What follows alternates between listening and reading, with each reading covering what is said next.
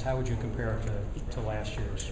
Well, the one difference is, we got some guys healing up from some injuries, and so, that was a challenge. But for the guys that were healthy and able to go through the workouts, I thought we took another step. I think having the freshmen on board is always good, and those returners came back with an even greater sense of commitment, tasting some successful situations last year and wanting more. So I think they did a good job. I think guys got better. Guys, continued to develop their skill package, which is so important during the summer. You talked last year about the 3 freshmen last year that had the high basketball IQ, and that seems to be true for the 2 new guys this year. Does that allow you to accomplish more during these type of workouts? Yeah, and then the other thing that's changed a little bit with this summer was our practice season in the fall is completely different. We're going to be able to practice almost 3 full weeks prior to when we have in the past. So where last year we maybe did some more team type stuff in terms of getting those guys accustomed to how we do things offensively, defensively. We did some of that this year, but this summer was more based on getting stronger, getting more explosive, and really continuing to develop this, the skill. Those freshmen came in, and you could see that they do have a high basketball IQ. They pick things up quickly. We really worked hard on the pace that we want to play at, and I thought those 2 guys really grasped those concepts extremely well. Can you talk a little bit about Trey and kind of how that came about? Well, I mean, we've gone over that time and time again. So, again, just an opportunity to bring in a high quality player in a very unique situation, and he feels good about coming to Georgia Tech, and we feel good about adding him to our roster.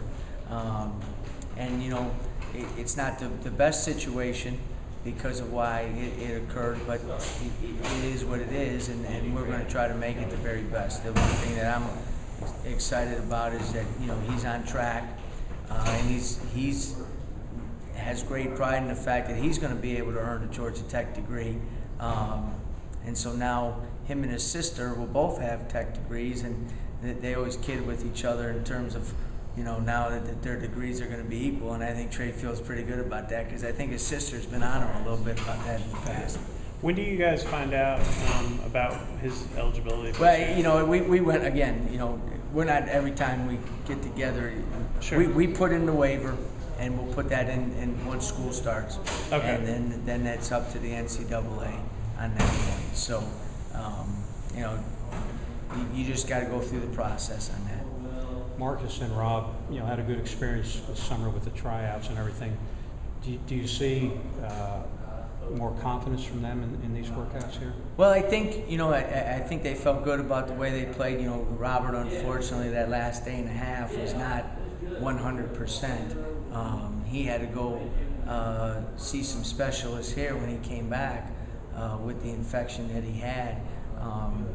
But I think they felt good about how they competed. I think they felt good about where they were at as players. At the same time, made them a little hungrier in terms of not making the team and knowing that they still got a long ways to go in terms of their development. And I think as hard as they worked getting ready for it, they worked even harder when they came back, knowing that they have an opportunity to take some big steps in their playing development.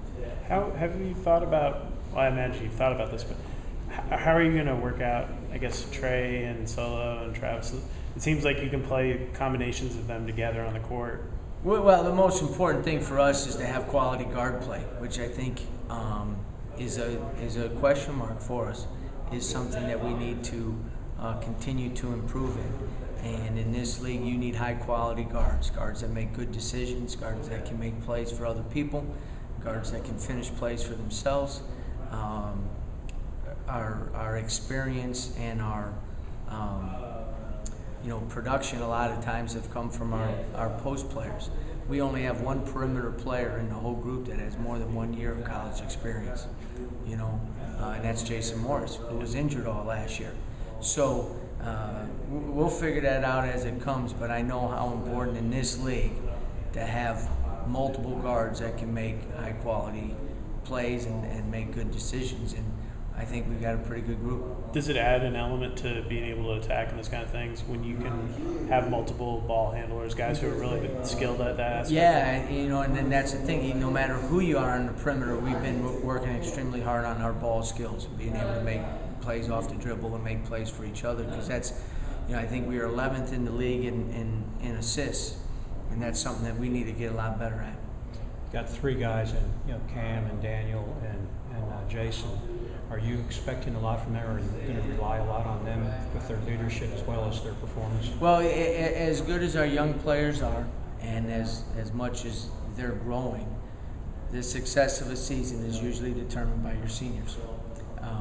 And so those three guys understand that.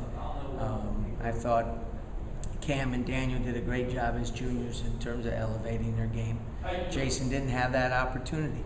I don't think we've seen the real Jason Morris in 2 years due to some of those injuries that he's sustained. So he's been healthy, and I think he's poised to have a great senior year. Is he sort of the X factor for you? A guy who could maybe be a game changer if he's healthy? Well, when you come off a season where you won game over 500, there's a lot of X factors.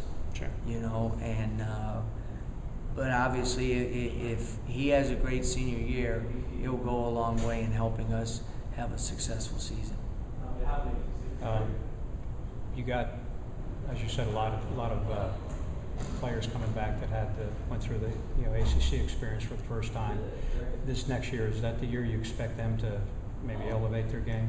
Well, you would hope that moving from their freshman year to their sophomore year, the experience that they gained, the trials and tribulations that they went through, will add to their overall experience and add to their ability to handle those situations as they come up again. Their growth curve is a big key to our success. There's no doubt about that. Have you changed anything in your approach with the expansion of the conference schedule coming up, and you have a harder non-conference schedule this year? It looks I go to church twice a week now instead of once. You don't change, in terms of what you're trying to get done. You just understand that the challenges and the task at hand is a lot steeper. I feel good about the steps that we've made over the last 2 years. At the same time, there's been a couple new additions to the top of the building that we're climbing. We understand that. It doesn't divert us from what we're trying to get done, or understanding that the process we're under has had some positive steps, and we need to keep moving in that direction. Can you talk a little bit about Travis and kind of what he brings to the table? Well, he's had a great summer, and his toughness is really good.